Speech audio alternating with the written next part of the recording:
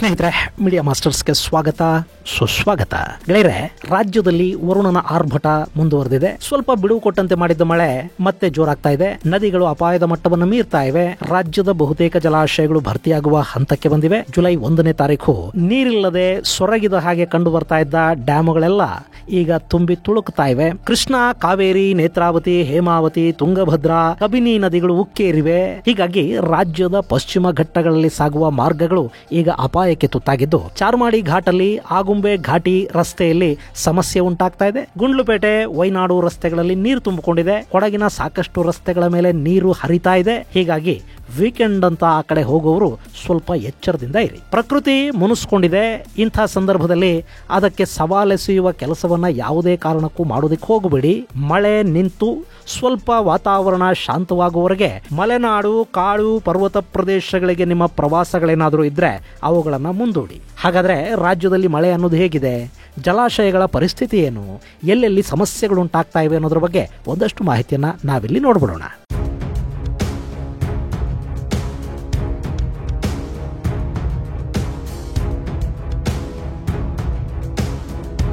ಸ್ನೇಹಿತರೆ, ಅದು 3 ವಾರದ ಹಿಂದಿನ ಮಾತು. ರಾಜ್ಯದಲ್ಲಿ ಮಳೆಗಾಗಿ ಜನ ಕಾಯ್ತಾ ಇದ್ರು. ಮೇ ತಿಂಗಳಲ್ಲಿ ಬಿದ್ದ ಮಳೆ ಜೂನ್ ನಲ್ಲಿ ಒಂದಷ್ಟು ಆಶಾಭಾವನೆಯನ್ನು ಮೂಡಿಸ್ತಾ ಇತ್ತು. ಆದ್ರೆ ಜೂನ್ ತಿಂಗಳಲ್ಲಿ ನಿರೀಕ್ಷಿತ ಮಳೆ ಆಗಲಿಲ್ಲ. ಹೀಗಾಗಿ ಈ ಬಾರಿ ಕೂಡ ಹವಾಮಾನ ಇಲಾಖೆ ಕೊಟ್ಟ ಮಳೆಯ ಮುನ್ಸೂಚನೆ ಸುಳ್ಳಾಗಿ ಹವಾಮಾನ ಇಲಾಖೆಗೆ ಎಲ್ಲಿ ಅವಮಾನ ಆಗಿಬಿಡುತ್ತೋ ಅಂತ ಅನ್ಸೋದಕ್ಕೆ ಶುರುವಾಗಿತ್ತು. ಯಾಕೆಂದ್ರೆ ಹವಾಮಾನ ಇಲಾಖೆ ಮಳೆ ಕಡಿಮೆ ಆಗುತ್ತೆ ಅಂತ ಅಂದಾಗೆಲ್ಲ ಮಳೆ ಹೆಚ್ಚಾಗ್ತಾ ಇರತ್ತೆ. ಯಾವಾಗ ಅವರು ಮಳೆ ಹೆಚ್ಚಾಗಿ ಬರುತ್ತೆ ಅಂತ ಹೇಳ್ತಾರೋ ಆಗ ಮಳೆ ಕಡಿಮೆ ಆಗೋದನ್ನ ಸಾಕಷ್ಟು ವರ್ಷಗಳಿಂದ ನಾವು ಕಾಣ್ತಾ ಬರ್ತಾ ಇದೀವಿ. ಈ ಬಾರಿ ಕೂಡ ಹವಾಮಾನ ಇಲಾಖೆ ಹೆಚ್ಚು ಪ್ರಮಾಣದಲ್ಲಿ ಮಳೆ ಆಗುತ್ತೆ ಅಂತ ಹೇಳಿತ್ತು. ಎಲ್ನಿನೋ ಎಫೆಕ್ಟ್ ಮುಗಿದು ಲಾನಿನಾ ಸ್ಟ್ರಾಂಗ್ ಆಗ್ತಾ ಇದೆ. ಇಂಡಿಯನ್ ಓಷನ್ ಡಿಪೋಲ್ ಕೂಡ ಈ ಬಾರಿ ಮಳೆಗೆ ಸಹಕಾರಿಯಾಗತ್ತೆ ಅಂತ ಹವಾಮಾನ ಇಲಾಖೆ ಹೇಳಿತ್ತು. ಆದ್ರೆ ಜುಲೈ ಮೊದಲ ವಾರದವರೆಗೆ ಈ ಮಾತು ನಿಜ ಆಗತ್ತೆ ಅನ್ನೋ ಯಾವ ನಂಬಿಕೆ, ಸೂಚನೆ ಏನೂ ಇರಲಿಲ್ಲ. ಆದ್ರೆ ಜುಲೈ 2ನೇ ವಾರದಿಂದ ಮಳೆ ಬಿರುಸನ್ನು ಪಡ್ಕೊಳ್ತು. ಕೇವಲ 1 ವಾರದಲ್ಲಿ ರಾಜ್ಯದ ಪರಿಸ್ಥಿತಿ ಬದಲಾಗಿ ಹೋಯಿತು.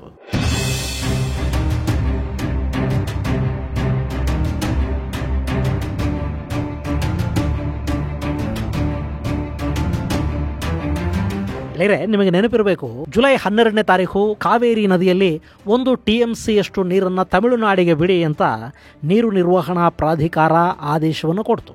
ಇದು ರಾಜ್ಯ ಸರ್ಕಾರಕ್ಕೆ ಅವತ್ತು ನುಂಗಲಾರದ ತುತ್ತು ಅಂತ ಅನ್ನಿಸ್ತಾ ಇತ್ತು. ಕಡೆಗೂ ಒಂದು ಸರ್ವಪಕ್ಷ ಸಭೆ ತರದ್ದೊಂದನ್ನು ಮಾಡಿ 8,000 ಕ್ಯೂಸೆಕ್ನಷ್ಟು ನೀರನ್ನ ತಮಿಳುನಾಡಿಗೆ ಹರಿಸುವ ಬಗ್ಗೆ ಒಪ್ಪಿಗೆಯನ್ನ ಕೊಡಲಾಯಿತು. ಆದ್ರೆ ಅದಾದ 1-2 ದಿನಗಳಲ್ಲಿ ಮಳೆ ಅಬ್ಬರಿಸೋದಕ್ಕೆ ಶುರುವಾಯಿತು. ಅಂದ್ರೆ ಜುಲೈ 14ರ ನಂತರ ರಾಜ್ಯದಲ್ಲಿ ಮಳೆಯ ಆರ್ಭಟ ಹೆಚ್ಚಾಯಿತು. ತುಂಗಭದ್ರಾ, ಕಬಿನಿ, ನೇತ್ರಾವತಿ, ಕುಮಾರಧಾರ, ಗಂಗಾವಳಿ, ಕಾಳಿ ನದಿಗಳು ಅಬ್ಬರಿಸೋದಕ್ಕೆ ಶುರುವಾದವು. ರಾಜ್ಯದಲ್ಲಿ ಶುರುವಾದ ಮಳೆ ಇನ್ನು ಬಿಡುವು ಕೊಟ್ಟಿಲ್ಲ. ಕಳೆದ 1 ವಾರದಲ್ಲಿ ರಾಜ್ಯದ ಜಲಾಶಯಗಳು ಭರ್ತಿಯಾಗುವ ಹಂತಕ್ಕೆ ಬಂದಿದ್ದು, ಇದು ಈ ಬಾರಿ ಸಮೃದ್ಧ ಮಳೆಯಾಗುವ ಮುನ್ಸೂಚನೆ ಅನ್ನಿಸ್ತಾ ಇದೆ.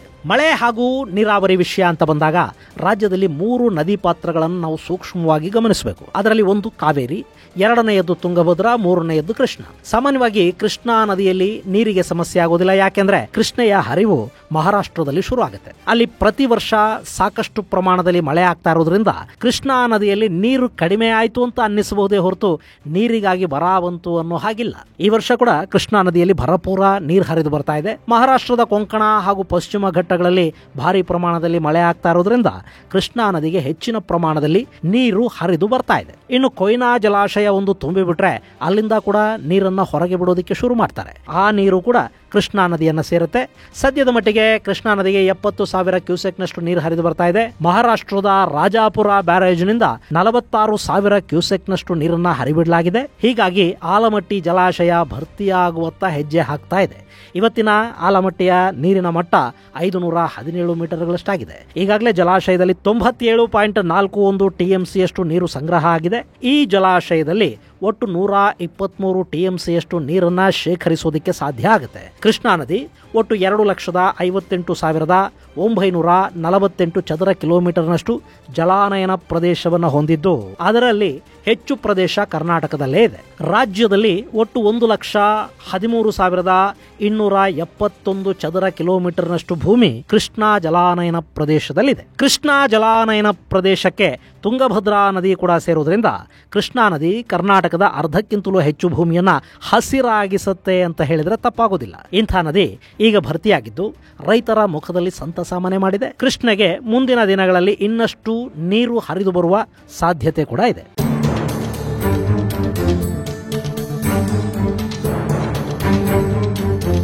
ಇನ್ನು ತುಂಗಭದ್ರಾ, ಕರ್ನಾಟಕದ ಚಿಕ್ಕಮಗಳೂರಿನ ಗಂಗಾ ಮೂಲದಲ್ಲಿ ಹುಟ್ಟುವ ತುಂಗಾ ಹಾಗೂ ಭದ್ರೆಯರು ಚಿಕ್ಕಮಗಳೂರು ಜಿಲ್ಲೆಯಲ್ಲಿ ಬೇರೆ ಬೇರೆಯಾಗಿ ಹರಿತಾರೆ. ಆ ಬಳಿಕ ಈ ಎರಡೂ ನದಿಗಳು ಶಿವಮೊಗ್ಗ ಜಿಲ್ಲೆಯನ್ನ ಪ್ರವೇಶ ಮಾಡುತ್ತವೆ. ಶಿವಮೊಗ್ಗದ ಕೂಡ್ಲಿಯಲ್ಲಿ ಕೂಡಿ ಅಲ್ಲಿಂದ ತುಂಗಭದ್ರಾ ನದಿಯಾಗಿ ಹರಿಯೋದಕ್ಕೆ ಶುರು ಮಾಡುತ್ತವೆ. ಆ ಬಳಿಕ ತುಂಗಭದ್ರಾ ಜಲಾಶಯವನ್ನು ಸೇರಿ ಅಲ್ಲಿಂದ ಮುಂದಕ್ಕೆ ತೆಲಂಗಾಣ ಹಾಗೂ ಆಂಧ್ರದ ಗಡಿಯಲ್ಲಿ ಕೃಷ್ಣಾ ನದಿಯನ್ನ ಈ ಎರಡೂ ನದಿಗಳು ಸೇರ್ಕೊಳ್ಳುತ್ತವೆ. ಈ ತುಂಗಭದ್ರಾ ನದಿ ಕರ್ನಾಟಕ, ತೆಲಂಗಾಣ ಹಾಗೂ ಆಂಧ್ರ ಪ್ರದೇಶದ 3 ಕಡೆಗಳು ಸೇರಿ ಒಟ್ಟು 71,417 ಚದರ ಕಿಲೋಮೀಟರ್ನಷ್ಟು ಜಲಾನಯನ ಪ್ರದೇಶವನ್ನು ಹೊಂದಿದೆ. ಅದರಲ್ಲಿ ಭದ್ರಾ ಜಲಾನಯನದಿಂದ ರಾಜ್ಯದ ಮಧ್ಯ ಕರ್ನಾಟಕ ಹಸಿರಾಗ್ತಾ ಇದೆ. ಚಿಕ್ಕಮಗಳೂರಿನ ತರೀಕೆರೆ ಸಮೀಪ ಲಕ್ಕವಳ್ಳಿಯ ಬಳಿ ಭದ್ರೆಗೆ ಡ್ಯಾಮ್ ಅನ್ನು ನಿರ್ಮಾಣ ಮಾಡಲಾಗಿದೆ. ಆ ಡ್ಯಾಮ್ ಒಟ್ಟು 71.5 TMCಯಷ್ಟು ನೀರನ್ನ ಸಂಗ್ರಹಿಸುವ ಸಾಮರ್ಥ್ಯವನ್ನು ಹೊಂದಿದೆ. 186 ಅಡಿಗಳಷ್ಟು ನೀರಿನ ಸಂಗ್ರಹ ಇರುವ ಈ ಡ್ಯಾಮ್ ಅಲ್ಲಿ ಸದ್ಯಕ್ಕೆ 162.3 ಅಡಿಗಳಷ್ಟು ನೀರಿದೆ. ಈ ಮೂಲಕ ಡ್ಯಾಮ್ ಅಲ್ಲಿ 45.04 TMCಯಷ್ಟು ನೀರು ಸಂಗ್ರಹ ಆಗಿದೆ. ಜಲಾಶಯಕ್ಕೆ 46,000 ಕ್ಯೂಸೆಕ್ಗೂ ಅಧಿಕ ಪ್ರಮಾಣದಲ್ಲಿ ನೀರು ಹರಿದು ಬರ್ತಾ ಇರೋದ್ರಿಂದ ಇನ್ನೊಂದು ವಾರದಲ್ಲಿ ಈ ಜಲಾಶಯ ತುಂಬುವ ಸಾಧ್ಯತೆ ಇದೆ. ಹಾಗೇನಾದ್ರೂ ಆದ್ರೆ ಮಧ್ಯ ಕರ್ನಾಟಕದ ಜನ ನೆಮ್ಮದಿಯ ನಿಟ್ಟುಸಿರನ್ನು ಬಿಡ್ತಾರೆ. ಇನ್ನು ತುಂಗಾ ನದಿಗೆ ಗಾಜನೂರಿನ ಬಳಿ ಕಟ್ಟಿರುವ ಡ್ಯಾಮ್ ಚಿಕ್ಕದಾಗಿರೋದ್ರಿಂದ ಅಲ್ಲಿ ಕೇವಲ 3.5 TMCಯಷ್ಟು ನೀರನ್ನು ಮಾತ್ರ ಸಂಗ್ರಹಿಸೋದಕ್ಕೆ ಸಾಧ್ಯ ಆಗುತ್ತೆ. ಈ ಜಲಾಶಯದಿಂದ ನದಿಗೆ 65,000 ಕ್ಯೂಸೆಕ್ಗೂ ಅಧಿಕ ಪ್ರಮಾಣದ ನೀರನ್ನ ಹೊರಬಿಡಲಾಗ್ತಾ ಇದೆ. ಇದರಿಂದ ತುಂಗಭದ್ರಾ ಜಲಾಶಯಕ್ಕೆ ಒಟ್ಟು 1 ಲಕ್ಷ ಕ್ಯೂಸೆಕ್ನಷ್ಟು ಒಳಹರಿವಿದ್ದು ಶುಕ್ರವಾರ ಒಂದೇ ದಿನ ಡ್ಯಾಮಿಗೆ 9 TMCಗೂ ಅಧಿಕ ಪ್ರಮಾಣದ ನೀರು ಹರಿದು ಬಂದಿದೆ. ಸದ್ಯಕ್ಕೆ 1,633 ಅಡಿ ಎತ್ತರದ ಜಲಾಶಯದಲ್ಲಿ 1,621.3 ಅಡಿಗಳಷ್ಟು ನೀರು ಸಂಗ್ರಹ ಆಗಿದೆ. ಹೀಗಾಗಿ ತುಂಗಭದ್ರಾ ಜಲಾಶಯ ಯಾವ ಕ್ಷಣದಲ್ಲಿ ಬೇಕಿದ್ರೂ ತುಂಬುವ ಸಾಧ್ಯತೆ ಇದ್ದು ನದಿ ಪಾತ್ರದ ಜನರಿಗೆ ಎಚ್ಚರಿಕೆಯನ್ನು ಕೊಡಲಾಗಿದೆ. ಭಾರಿ ಮಳೆಯಿಂದ ತುಂಗಭದ್ರಾ ನದಿ ಪಾತ್ರದಲ್ಲಿ ಈಗಾಗಲೇ ಅನಾಹುತಗಳು ಸಂಭವಿಸ್ತಾ ಇದ್ದು ಸಾಕಷ್ಟು ಕಡೆಗಳಲ್ಲಿ ಪ್ರವಾಹ ಪರಿಸ್ಥಿತಿ ನಿರ್ಮಾಣ ಆಗಿದೆ.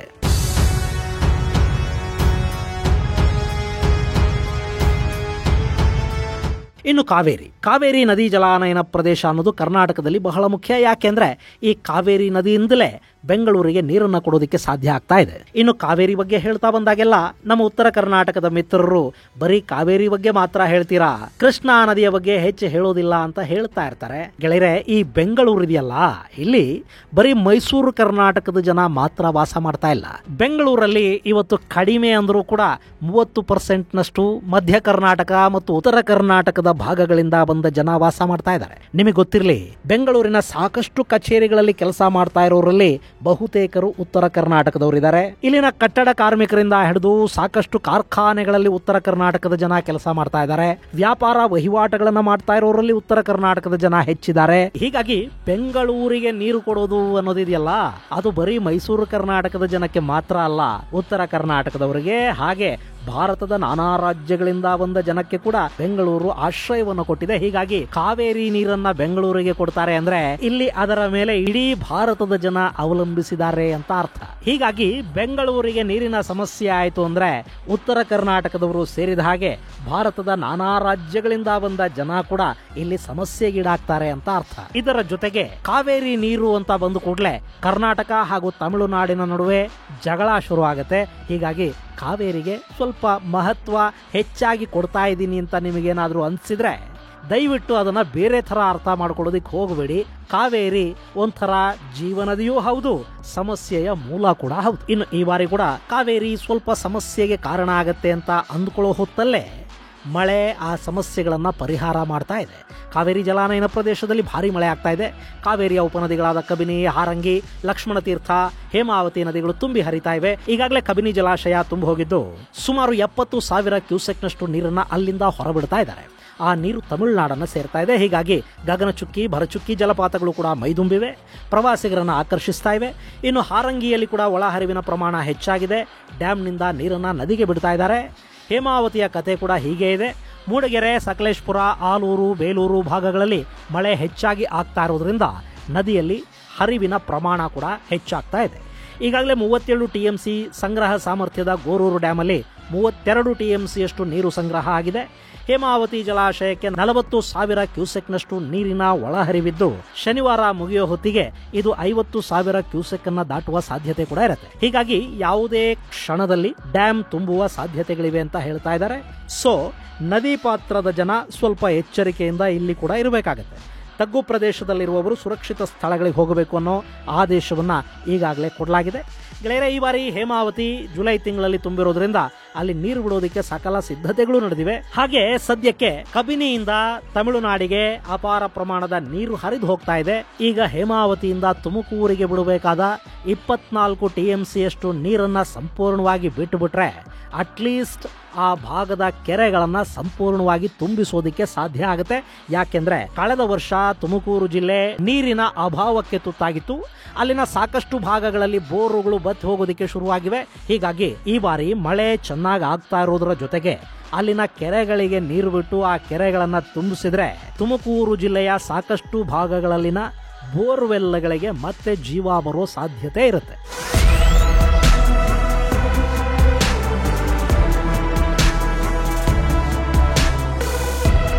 ಇನ್ನು KRSನ ಮಟ್ಟ ಕೂಡ 120 ಅಡಿಗಳನ್ನು ದಾಟಿದೆ. 124 ಅಡಿ ಸಾಮರ್ಥ್ಯದ ಜಲಾಶಯಕ್ಕೆ 50,000 ಕ್ಯೂಸೆಕ್ನಷ್ಟು ನೀರು ಹರಿದು ಬಂದ್ರೆ ಒಟ್ಟು 1,20,000 ಕ್ಯೂಸೆಕ್ನಷ್ಟು ನೀರು KRSಗೆ ಬಂದ ಹಾಗಾಗುತ್ತೆ. ಸೊ ಅಷ್ಟೇ ಪ್ರಮಾಣದಲ್ಲಿ ನೀರನ್ನ ತಮಿಳುನಾಡಿಗೆ ಹರಿಸುವ ಸಾಧ್ಯತೆ ಇರುತ್ತೆ. ಈಗಾಗಲೇ KRSನಿಂದ 10,000 ಕ್ಯೂಸೆಕ್ನಷ್ಟು ನೀರನ್ನ ನದಿಗೆ ಬಿಡಲಾಗ್ತಾ ಇದೆ. ಆ ನೀರು ನೇರವಾಗಿ ತಮಿಳುನಾಡನ್ನೇ ಸೇರ್ತಾ ಇದೆ. ಕಳೆದ ವರ್ಷ ಕನ್ನಂಬಾಡಿ ಕಟ್ಟೆ ತುಂಬಲೇ ಇಲ್ಲ. ಆಗಸ್ಟ್ 3ನೇ ತಾರೀಕು ಜಲಾಶಯಕ್ಕೆ 113.48 ಅಡಿಗಳಷ್ಟು ನೀರು ಬಂದಿತ್ತು. ಆದರೆ ಈ ಬಾರಿ ಜುಲೈ 3ನೇ ವಾರದ ಹೊತ್ತಿಗಾಗಲೇ ಜಲಾಶಯ ಭರ್ತಿ ಆಗ್ತಾ ಇದೆ. ಕಾವೇರಿ ಸಮಸ್ಯೆಯಿಂದ ಈ ವರ್ಷ ಮುಕ್ತಿ ಸಿಗುವ ಸಾಧ್ಯತೆ ಕೂಡ ಕಂಡು ಬರ್ತಾ ಇದೆ. ಇದು ಹೇಗೆ ಅನ್ನೋದನ್ನ ನಾವು ನೋಡೋದಾದ್ರೆ ಸದ್ಯಕ್ಕೆ ತಮಿಳುನಾಡಿಗೆ 70,000 ಕ್ಯೂಸೆಕ್ನಷ್ಟು ನೀರು ಹರಿದು ಹೋಗ್ತಾ ಇದೆ. ಇದರ ಜೊತೆಗೆ ಕಾವೇರಿಯಿಂದ ಹೆಚ್ಚುವರಿಯಾಗಿ 60,000 ಕ್ಯೂಸೆಕ್ನಷ್ಟು ನೀರನ್ನ ಹರಿಬಿಟ್ರೆ ಅಲ್ಲಿ 1,30,000 ಕ್ಯೂಸೆಕ್ನಷ್ಟು ನೀರು ತಮಿಳುನಾಡನ್ನು ತಲುಪುತ್ತೆ. ಇದೇ ಪ್ರಮಾಣದ ನೀರು 10 ದಿನಗಳ ಕಾಲ ಸತತವಾಗಿ ಹೋದ್ರೆ ಒಟ್ಟು 113 TMCಯಷ್ಟು ನೀರು 10 ದಿನಗಳಲ್ಲಿ ತಮಿಳುನಾಡಿಗೆ ಕೊಟ್ಟ ಹಾಗಾಗುತ್ತೆ. ಇನ್ನು ಇವತ್ತಿನವರೆಗೆ ಸರಿಸುಮಾರು 20 TMCಗೂ ಅಧಿಕ ಪ್ರಮಾಣದ ನೀರು ಹರಿದು ಹೋಗಿದೆ. ಸೊ ಅಲ್ಲಿಗೆ ಒಟ್ಟು 135 TMCಯಷ್ಟು ನೀರು ಆಗಸ್ಟ್ ಹೊತ್ತಿಗೆ ತಮಿಳುನಾಡನ್ನ ತಲುಪುವ ಸಾಧ್ಯತೆ ಇರುತ್ತೆ. ಇನ್ನು ಮುಂದಿನ ಜೂನ್ ವರೆಗೆ ತಮಿಳುನಾಡಿಗೆ ಕಾವೇರಿಯಿಂದ ನೀರು ಹರಿಬೇಕಾಗಿರೋದು ಕೇವಲ 54 TMCಯಷ್ಟು ಮಾತ್ರ. ಈಗಿನ ಮಳೆಗಾಲವನ್ನು ನೋಡಿದರೆ ಆ ನೀರು ಕೂಡ ಆಗಸ್ಟಲ್ಲೇ ಹರಿದು ಹೋಗೋ ಹಾಗೆ ಕಾಣುತ್ತೆ.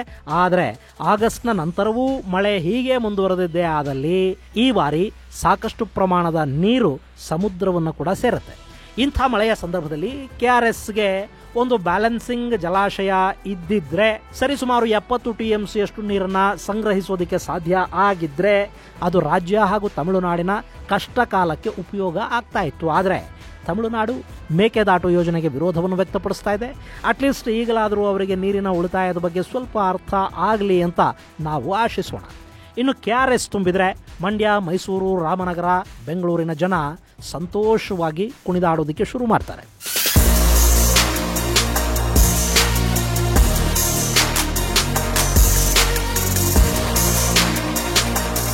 ಗೆಳೆಯರೆ, ಇದಿಷ್ಟು ರಾಜ್ಯದ ನದಿ ಮತ್ತು ಜಲಾಶಯಗಳ ಕಥೆ. ಆದರೆ ಇಲ್ಲಿ ಇನ್ನೊಂದು ಮಾಹಿತಿಯನ್ನ ನಾವು ಗಮನಿಸಬೇಕು. ರಾಜ್ಯದಲ್ಲಿ ಬೀಳ್ತಾ ಇರೋ ಮಳೆಯ ಕಾರಣದಿಂದ ನದಿಗಳು ತುಂಬಿ ಹರಿತಾ ಇವೆ. ಹೀಗಾಗಿ ಕೆಳ ಹಂತದ ಸೇತುವೆಗಳೆಲ್ಲ ಜಲಾವೃತ ಆಗಿವೆ. ಉದಾಹರಣೆಗೆ ಹೇಳೋದಾದ್ರೆ ಭದ್ರಾ ನದಿ ಹರಿಯುವ ಕಳಸದ ಬಳಿಯಲ್ಲಿನ ಹೆಬ್ಬಾಳೆ ಸೇತುವೆ ನೀರಿನಿಂದ ಮುಳುಗಿ ಹೋಗಿದೆ. ವಯನಾಡಲ್ಲಿ ಬೀಳುತ್ತಿರೋ ಮಳೆಯ ಕಾರಣದಿಂದ ವಯನಾಡು ಹಾಗೂ ಕರ್ನಾಟಕದ ನಡುವಿನ ರಸ್ತೆಯಲ್ಲಿ ಭಾರಿ ಪ್ರಮಾಣದ ನೀರು ನಿಂತಿದೆ. ಕೊಡಗಿನ ಸಾಕಷ್ಟು ರಸ್ತೆಗಳು ಜಲಾವೃತ ಆಗಿವೆ. ಚಿಕ್ಕಮಗಳೂರಲ್ಲಿ ಕೂಡ ಪರಿಸ್ಥಿತಿ ಭಿನ್ನವಾಗೇನಿಲ್ಲ. ನೇತ್ರಾವತಿ ಹಾಗೂ ಕುಮಾರಧಾರ ಹರಿಯುವ ಕಡೆಗಳಲ್ಲಿ ಸೇತುವೆಗಳು ಜಲಾವೃತ ಆಗಿವೆ. ಕೆಳ ಹಂತದಲ್ಲಿ ರಸ್ತೆ ಮೇಲೆ ನೀರು ಹರಿತಾ ಇದೆ. ಹೀಗಾಗಿ ಬೆಂಗಳೂರು ಬಿಟ್ಟು ಹೊರಗೆ ವೀಕೆಂಡ್ ಅಂತ ಹೇಳಿ ನಿಮ್ಮೂರುಗಳನ್ನ ಬಿಟ್ಟು ಹೊರಗೆ ಮಲೆನಾಡಿನ ಕಡೆಗೆ, ಬೆಟ್ಟಗುಡ್ಡಗಳ ಕಡೆಗೆ, ಪ್ರವಾಸಿ ಕ್ಷೇತ್ರಗಳಿಗೆ, ಧಾರ್ಮಿಕ ಪ್ರವಾಸಗಳಿಗೆ ಹೋಗಬೇಕು ಅಂತ ಯೋಚನೆ ಮಾಡೋ ಜನ ಇದ್ದೀರಲ್ಲ, ನೀವು ಸ್ವಲ್ಪ ಮಳೆ ನಿಲ್ಲುವವರೆಗೆ ಚಿಕ್ಕಮಗಳೂರು, ದಕ್ಷಿಣ ಕನ್ನಡ, ಉಡುಪಿ, ಉತ್ತರ ಕನ್ನಡ, ಶಿವಮೊಗ್ಗ, ಕೊಡಗು, ಹಾಸನ ಮುಂತಾದ ಕಡೆಗಳಿಗೆ ಹೋಗದೇ ಇದ್ರೆ ತುಂಬಾ ಒಳ್ಳೆಯದು. ಇನ್ನು ಧರ್ಮಸ್ಥಳ, ಕುಕ್ಕೆ ಕಡೆಗೆ ಹೋಗೋರು ಶಿರಾಡಿ ಘಾಟಲ್ಲಾಗ್ತಾ ಇರೋ ಭೂಕುಸಿತ ಸಮಸ್ಯೆಯನ್ನ ಗಮನದಲ್ಲಿಟ್ಕೊಳ್ಳಿ. ಉಡುಪಿ ಹೆಬ್ರಿ ಬಳಿ ಸೀತಾ ನದಿ ಉಕ್ಕಿ ಹರಿತಾ ಇದೆ, ರಸ್ತೆ ಅಲ್ಲಿ ಬ್ಲಾಕ್ ಆಗಿದೆ. ಹೀಗಾಗಿ ಹೆಬ್ರಿ ಆಗುಂಬೆ ರಸ್ತೆಯನ್ನ ಬಂದ್ ಮಾಡಿದ್ದಾರೆ. ಆಗುಂಬೆ ಮಾರ್ಗವಾಗಿ ಶಿವಮೊಗ್ಗ ಭಾಗದಿಂದ ಉಡುಪಿ, ಮಂಗಳೂರು, ಮಣಿಪಾಲದ ಕಡೆಗೆ ಹೋಗುವ ಪ್ರಯಾಣಿಕರು ಪರ್ಯಾಯ ಮಾರ್ಗವನ್ನು ಬಳಸಬೇಕಾಗಿ ಬರ್ತಾ ಇದೆ. ಹೀಗಾಗಿ ಅಲ್ಲೆಲ್ಲ ಟ್ರಾಫಿಕ್ ಜಾಮ್ನಂಥ ಸಮಸ್ಯೆಗಳು ಕಾಣ್ತಾ ಇವೆ. ಇನ್ನು ಭಾರಿ ಮಳೆಯ ಕಾರಣದಿಂದಾಗಿ ಮಡಿಕೇರಿಯ ಸಂಪಾಜೆ ಘಾಟನ್ನು ಕೂಡ ಬಂದ್ ಮಾಡಿದ್ದಾರೆ. ವಯನಾಡಿಗೆ ಹೋಗೋರು, ಊಟಿ ಕಡೆ ಹೋಗೋರು ಎಲ್ಲರಿಗೂ ಕೂಡ ಸ್ವಲ್ಪ ಎಚ್ಚರಿಕೆಯನ್ನು ತಗೊಳ್ಳಿ ಅಂತ ನಾನಿಲ್ಲಿ ಸಣ್ಣ ವಿನಂತಿಯನ್ನು ಮಾಡ್ತಾ ಇದ್ದೀನಿ. ಇದು ಗೆಳೆಯರೆ ಮಳೆ ಕುರಿತಾದ ಒಂದಷ್ಟು ಮಾಹಿತಿ. ಮುಂದಿನ ಸಂಚಿಕೆಯಲ್ಲಿ ಮತ್ತಷ್ಟು ವಿಶೇಷಗಳ ಜೊತೆ ಮತ್ತೆ ಭೇಟಿಯಾಗೋಣ. ಅಲ್ಲಿವರೆಗೆ ಜೈ ಹಿಂದ್, ಜೈ ಕರ್ನಾಟಕ.